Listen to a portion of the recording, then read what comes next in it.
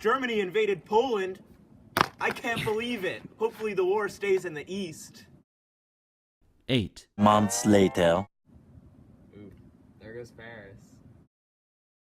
France was split into two zones, the German-occupied north and the puppet French government controlled in the south based in Vichy. As reprisals for resistance activities, authorities established collective punishment and ordered the deaths of many innocent civilians, further pushing the French to resist. The Vichy government created the paramilitary group, the Milice, to combat the resistance.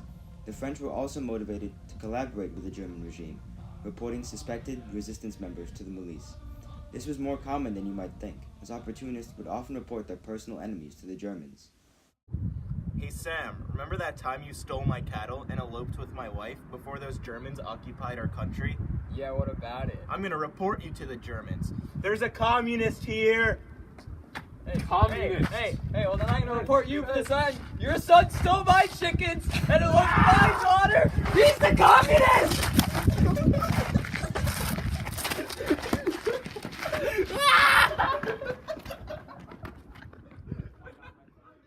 Later that same evening.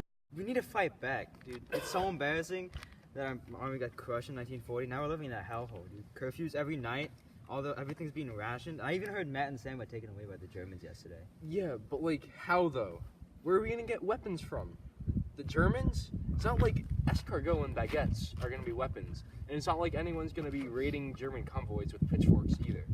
I mean, I heard in Frenchman they just stuck nails to their baguettes. Are you kidding me? That's the stupidest thing I've ever heard. I've heard whispers around town that the communist rebels are storing their weapons in stables. Guten Tag, Herr Schmedel and Herr Pagenganen. How are you, gentlemen? I hope you'll be joining us for the public execution this evening, and then the collective punishment right after that. We're restricting rations. Of course, Officer Miller. That's very good.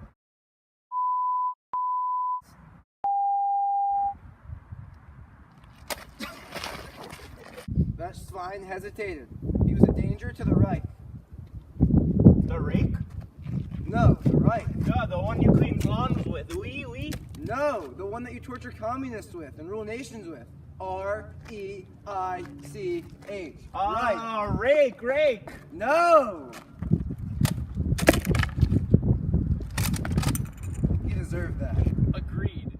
But Schmedel didn't really agree. Enraged by the murder of two of his village mates, Schmedel searches for weapons to start his own resistance cell. My fellow Bolshevik rebels, this is our opportunity. The French people are divided. All the rebel factions are fighting with each other just like we wanted.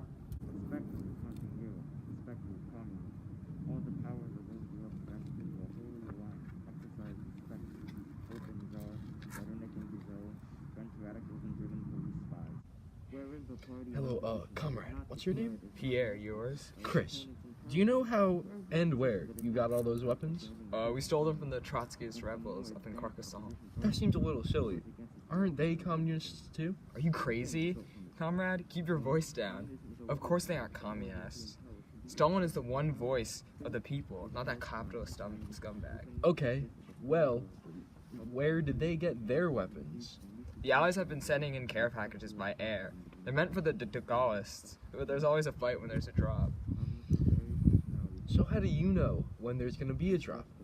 Why are you asking me all this stuff anyways? You waltz in here trying to get all this information out of us? How do I know you're not one of the Germans? I'm a patriotic Frenchman, hoping to start a democratic resistance. I came here looking for information on how to stockpile weapons.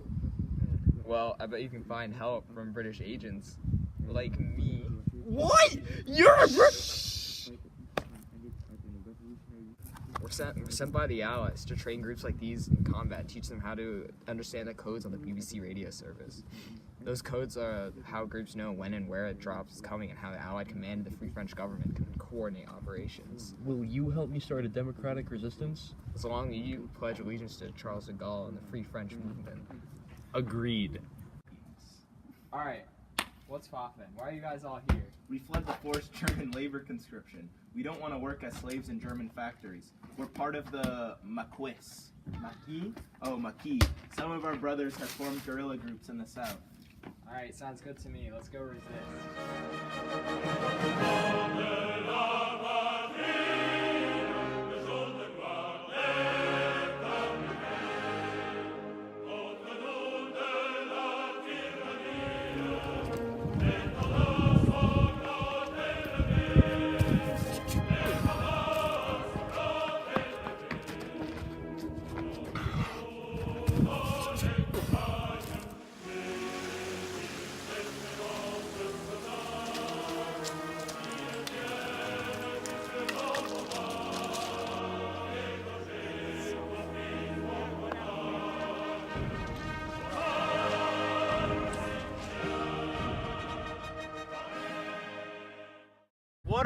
doing? For the past 3 years, all we've done is fight other rebels and do small, insignificant things. When are we gonna do something big?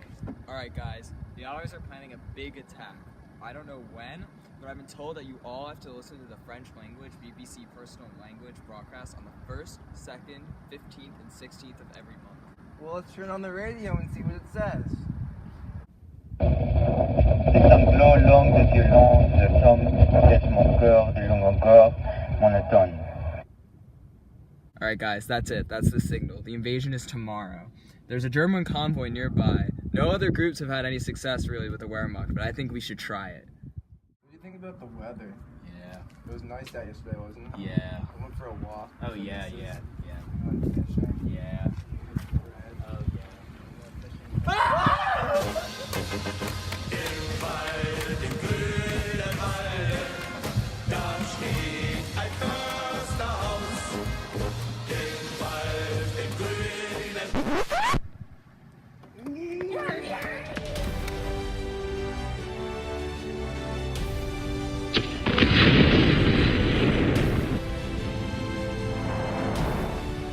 We did it!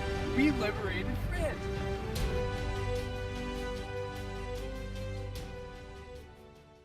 Paris liberated, liberated by itself, liberated by its people, as de Gaulle put it.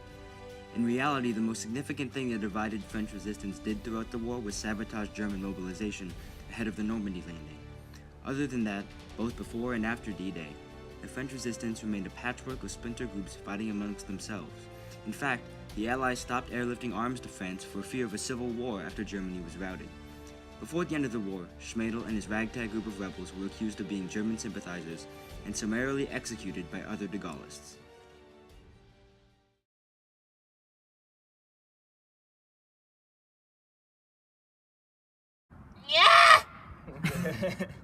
Okay, go. No. Alright, whenever you're ready. Okay, come in, Jacob.